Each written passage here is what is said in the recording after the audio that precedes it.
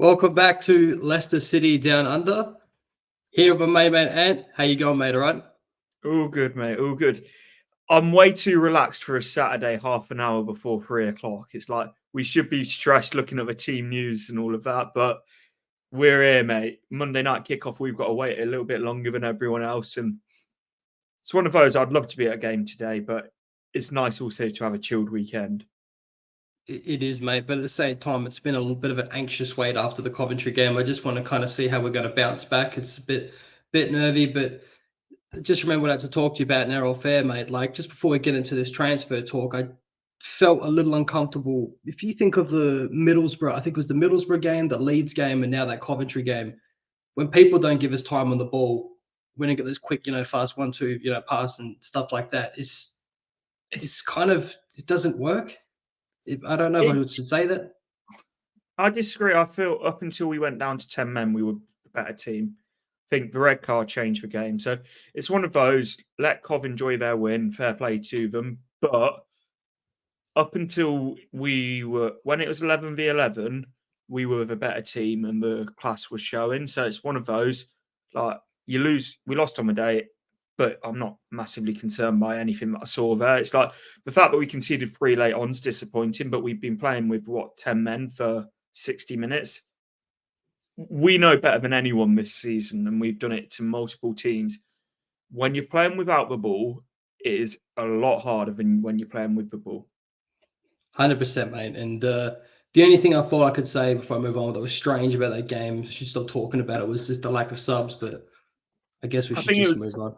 It was lack of options as well, though. It's like we can say there's lack of subs, but when the options aren't there, it's like you don't want to throw a kid on into that kind of game where it was one of the most hostile atmospheres I've been to this season. And it's like any little touch for Cov fans were going to be on players' back. I just think we just got dealt a shit hand against Cov, admittedly. And like it was our own doing through the Fatawu mistake. But again, I'm not going to go into the kid. He's a young lad who's done phenomenally since we've signed him. He let the game get the better of him, lost his head for a second, and it cost us. But you know what? He's of an age where he's going to have those moments, and it's like we know that there's a huge amount of potential there, but you take the ups and the downs particularly with these young players. That's it, mate. And speaking of that, I really hope we make him permanent soon. I don't want another Lookman situation. I believe it's an obligation to buy depending if we get promoted, but let's get into this Casadei situation. For me, it's a strange one. It's come from nowhere. I can't see him get many minutes at Chelsea. He was alone without the option to buy, etc. And Enzo's been lauded as a good coach and developing players. But, I think it was Anil that mentioned of Beyond the 90s, if you can't see him stay next season, why do we persist of playing him? Obviously, Enzo had a lot of faith in him. And granted, he looked like he was starting to pick up a little bit of form the last couple of games. But for me, it's a strange one because granted, Eunice Atkin's been, a bit of a sick note a little bit, and he was originally brought in as a right winger, but also a right side, high pressing 8, as well as Dennis Pratt, another sick note.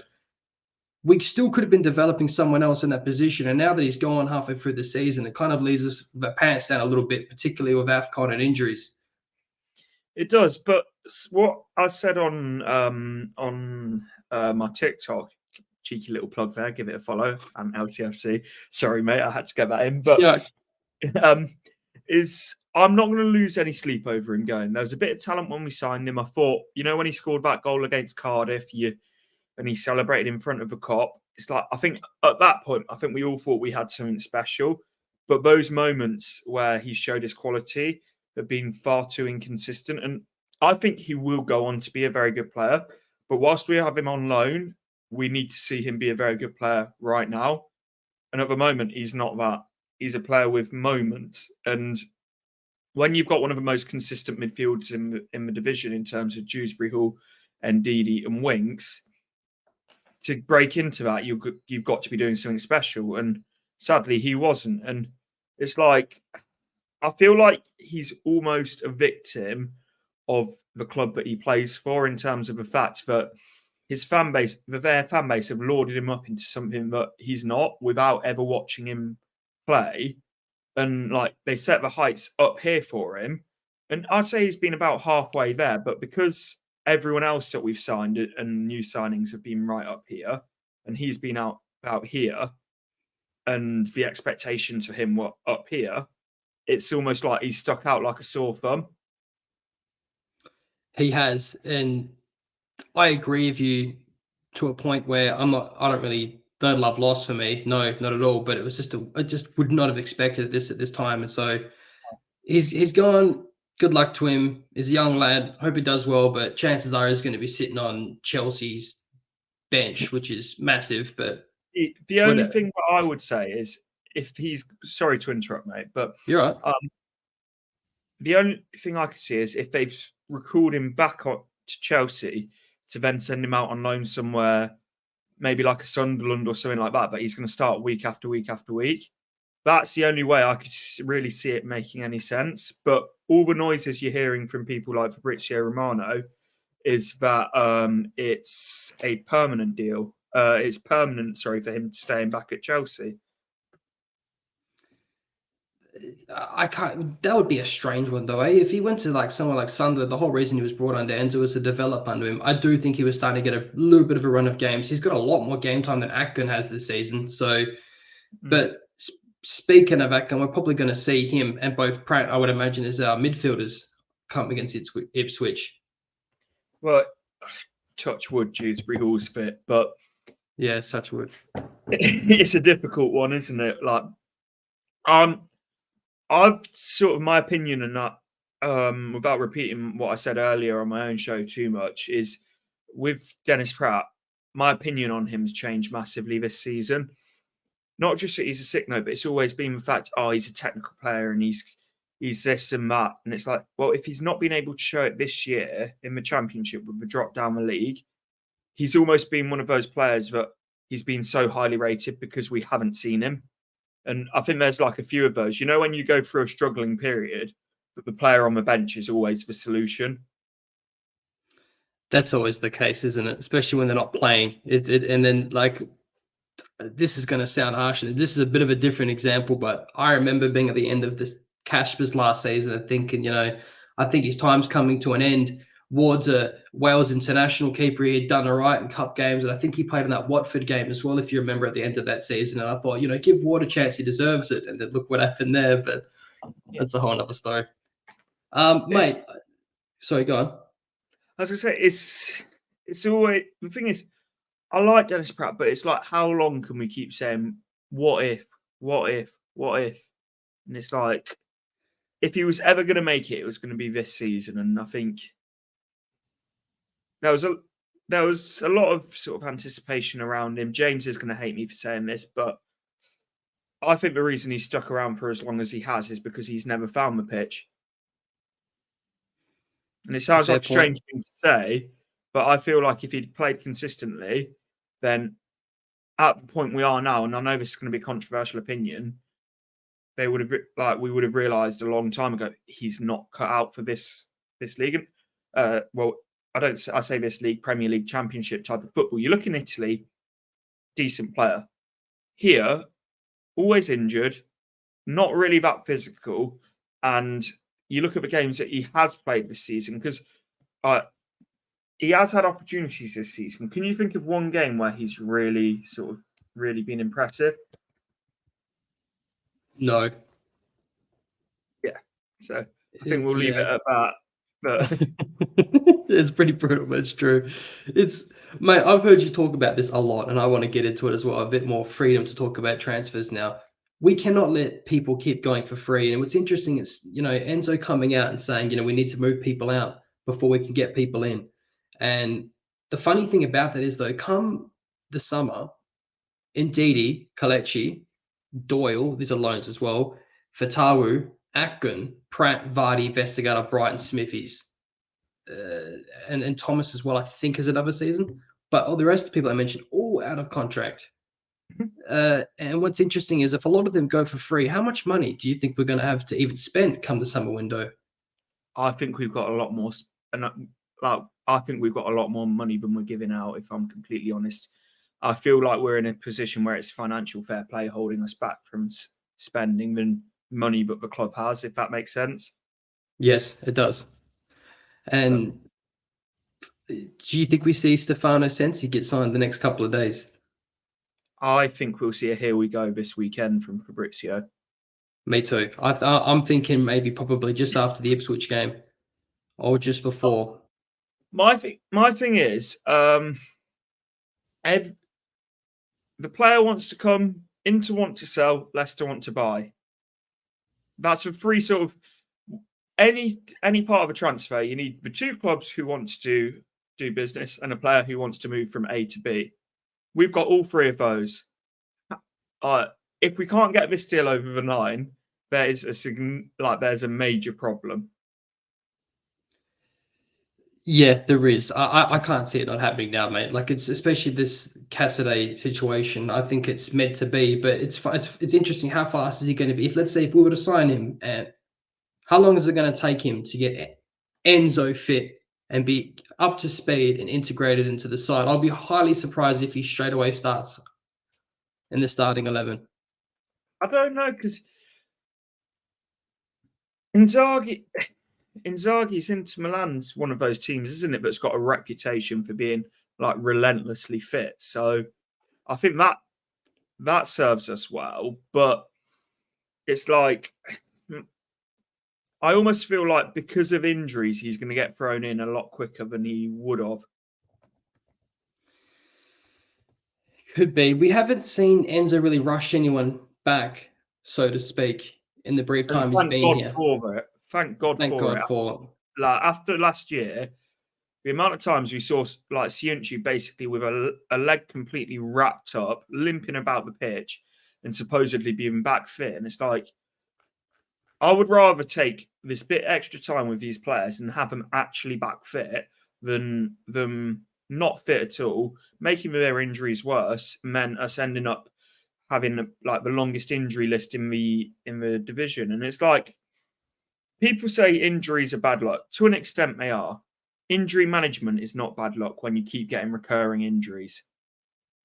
No, 100%. And like that was just Brendan Rodgers just picking borderline the same starting 11 week in, week out, and beating that team into the ground. And then as soon as someone was available that was in that starting 11, they were almost always thrusted straight back in. So I think Enzo's player management's been excellent. It started kind of with Kelechi and Vardy like for like, and then the wingers and etc. But he's got pretty good game management, and it seems that he picks his training well, very similar to what I've been taught Pep Guardiola does. If you're playing well, you're training well, you're playing. And that should be it, though, shouldn't it, mate? And even where I play local football and that, it's like if you don't train well and if your attitude's poor and you're not playing particularly well, you won't play the next game. And like, how many players last season were there that you could see walking about the pitch, not really that interested, not really that asked. Next game, getting the shirt, and it's like, and then you had other players that came in, did well, and then would be back on the bench as soon as Brendan Rodgers had seen they were, I don't want to say back fit, but back to some sort of availability. Yeah, someone's taken the cast off the leg. He's good to go. Chuck him in. Yeah. Just got a comment here. This is an inside joke for us. G'day, Dan. G'day, Luke. It must be the middle of the night where you are now. It is, mate. It's 10:41. I have been watching the tennis on TV. Hey, Ant. No one's You're right, going to understand you well, mate. Dan's a good lad. I've known Dan on social media for years because I don't know if you know, I used to do Twitch like 6-7 years ago. I've known Dan since then. He's a good lad. He's a legend. I think he's in the Beyond the 90 chat. I think he's referring to Dan, that one. Oh, is it? Okay. No worries, mate. That went right over my head. Mate, Ants, can you see? I can't see anyone else going, to be honest with you. For the wages they're on, except Suter, maybe Thomas. I can see. Suter, I can see going. Have you heard his interview in the Australian? Yes, I have. Yes. Yeah. That sounded very much as if like career first, wage second, didn't it? It did, but to be fair to him, he went the right way about it. I think he didn't really spit it or like chuck his toys at the pram. He's just more concerned about keeping his international spot um, for lack of game time. Fair play to him. And it's like, I will never begrudge a player wanting to leave who wants to go and play football. Like, good luck to No, you. And it's like, I think Harry Souttar's way too good to be sat on our bench. But also, Vestergaard's practically made himself undroppable. It's like, imagine saying that last year, mate. But it's crazy. That's the funny thing as well, because we all thought Cody was going to get that role, and like on the ball, Cody's just not the same player with the distribution as Vestergaard is. But let's say Vestergaard doesn't sign, I don't see Cody slotting straight into that spot. I think we've kind of signed a squad player at this point because it doesn't really work for him for me. And on the right hand side, you got to have phase that makes those runs forward. Got a lot more pace about him, and then you got JJ O'Doyle on the other side. So for me, yeah. Cody's one that I think that if we adapt slightly in the Premier League, because I think that there will have to be a level of adaptation, then we start to see what he's about a bit more. Because Championship, I think he could be fantastic, but his best attributes, and like I'm going to sound so stupid saying this, his best attributes are defensive attributes, which you'd think for a centre back, great. But when you've got 70% of the ball every game, you're not really seeing that. And Vestergaard's best attributes are on the ball.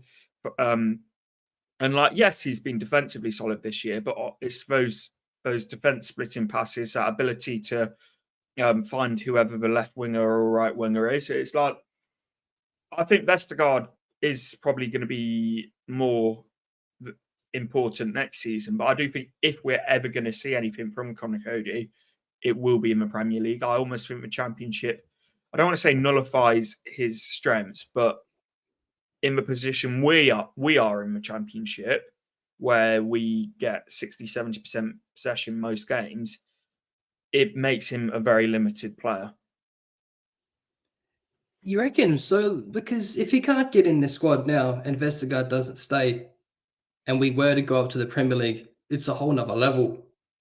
That's why I find it strange that he's not good enough for the Championship, but better at Premier League, so to speak. But we'll know. We'll find out. Every time he's done quite well in the Premier League, though, he's been in a very defensive team. That Wolves team that he sort of built his reputation and his name on was a 5 at the back, sitting deep at the edge of your own box, and then pace an attack on the counter. And it's like, you think Everton very similar as well. This is a lot different for Conor Cody than what he's built his career on. It is. We do play, as you know, a back three. I think part of the reason why it works so well for us is, well, I know we've conceded a bit more recently, but the reason we have so much time on the ball or in defense we get hit the counter is because finally we have 2 wingers now that like to track back, and that helps out massively. And I also think that was one of the biggest things for the Cov game, mate, because I know Fatau on the ball didn't have the greatest game or a lot of service for that first half, but defensively tracking back, it was awesome, mate. And I think that was actually one of the things that really hurt us. But we'll see with Cody, mate. I feel bad singling him out, but I'm just very shocked about the signing and how enthusiastic we were all about it, and barely seen him. It's one of those, mate. Like, if you look at our transfer success rate in the summer, Hermanson, brilliant. Doyle, brilliant. Mavididi, brilliant. Fatawu, brilliant. Winks, brilliant. It's like, one bad signing out of that bunch, and I'm not even going to say he's a bad signing, but one signing that's sort of a bit meh. I think, like, having looked at that window, I think we would have all taken that. 100%, mate. Absolutely. Manson, huge. I think he's going to get sold for big money in a couple of years, mate. I really do. And anything else you want to cover, mate? Feeling confident for Ipswich? How you feeling? Oh God, it's going to be a painful game, isn't it? I think we'll win, but I just think it's going to be one that's going to be stressful as anything. Oh, now I'm stressed. I don't think so, but it's just it's a bit of a squad shake-up as well, and I don't know how much this really factors into you as well. But like the how much do you think it changes things with Caballero? I think it is taken over for Enzo on the touchline.